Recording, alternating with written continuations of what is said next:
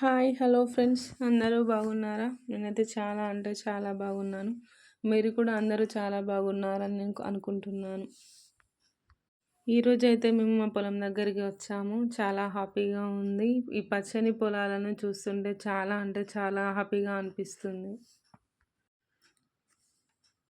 దేశానికి రైతే రాజు అంటారు. రైతు చాలా కష్టపడి పంట దిగుబడిని తీస్తాడు. భారతదేశము వ్యవసాయ ఆధారిత దేశము అని మనకు తెలుసు. లోకములో ఎన్నో రకాల ఉద్యోగాలున్నా, ఎన్ని సదుపాయాలున్నా అన్నీ అన్నదాత ముందు చిన్నవే. నిజమే కదా ఫ్రెండ్స్? ఎంత డబ్బు ఉన్నా సమయానికి ఆహారం అందకపోతే అల్లాడిపోతాము మనము. అటువంటప్పుడు ఆ ఆహారాన్ని కష్టపడి పండించే అన్నదాత రైతు పట్ల ఎంత మర్యాద ఉన్నా తక్కువే కదా. రైతులు క్రొత్తగా వ్యవసాయ పనులు మొదలుపెట్టే రోజు జ్యేష్ఠ మాసంలో వచ్చే పౌర్ణమి. దీనినే ఏరువాక పౌర్ణమి అంటారు.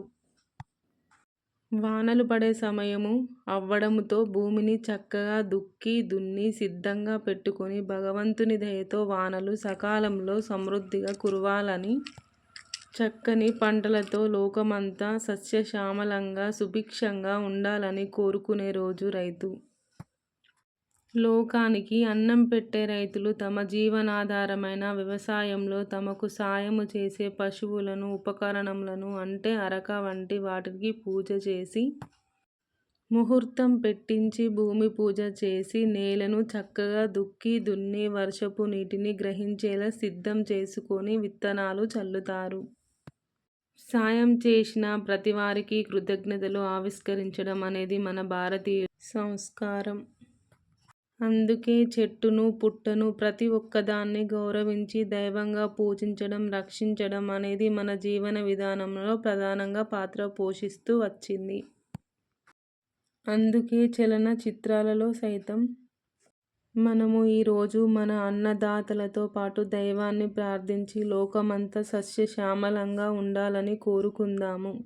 దళారీల పాలిట పడకుండా అన్నదాతలంతా హాయిగా ఉండాలని మనసారా వేడుకుందాము. వేసవిలోనే పొలాలను దున్ని ఉంచుకోవడం వల్ల ఎన్నో ప్రయోజనాలు ఉన్నాయి.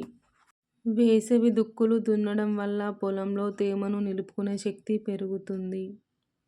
భూమిలోని గట్టి పొరలు విడిపోయి భూమి గుల్లబారుతుంది. సూక్ష్మజీవులు, వానపాములు పెరిగే సేంద్రియ పదార్థాలు పెరుగుతాయి. కలుపు మొక్కలు నశిస్తాయి. భూమి సారవంతం అవుతుంది. ఈ రెండింటి వల్ల ఎరువులు, పెస్టిసైడ్స్ తక్కువ ఉపయోగించడం వల్ల లాభాలు పొందే అవకాశం ఉంటుంది. పంటలను ఆశించే చాలా రకాల పురుగులు ఇప్పుడు నిద్రావస్థలో ఉంటాయి. దుక్కుల కారణంగా పైకి వచ్చి పక్షులను ఆహారం కావడం కానీ, లేక ఎండకు మరణించడం కానీ జరుగుతుంది. శిలీంధ్ర బీజాలు కూడా భూమి లోపల పొరల నుంచి బయటకు వస్తాయి. ఎంత తీవ్రతను ఇవి కూడా నశిస్తాయి. లోతైన దుక్కుల వల్ల లోపలి వరకు భూమి పొరలుగా విడిపోయి మొక్కల వేళ్ళు కూడా లోతు వరకు చేరుకునే అవకాశం ఉంటుంది. క్షారాలు, లవణాలు భూమి లోపలి పొరలను చేరుకొని పై భాగం సరైన pHతో ఉంటుంది. గత పంటకు సంబంధించిన మొక్కలు, వేళ్ళు భూమిలో కుళ్ళిపోయి ఎరువుగా మారుతాయి. ఎలుకల బెడద కూడా తగ్గుతుంది. గత పంటకు చెందిన అవశేషాలు మొక్కల వేర్ల ద్వారా ఏమైనా విష పదార్థాలు విడుదలై ఉంటే అవి పూర్తిగా నాశనమవుతాయి. వాలుకు అడ్డుగా దుక్కులు దున్నడం వల్ల నేల కోతకు గురి కాకుండా ఉంటుంది. వేసవిలో దుక్కులు దున్నకుండా నేలను అలాగే వదిలేయడం వల్ల కలుపు మొక్కలు పెరిగిపోతాయి. ఇవి నేలలోని నీటిని, పోషకాలను లాగేస్తాయి. పంట సమయానికి భూమిని నిస్సారంగా మారుస్తాయి.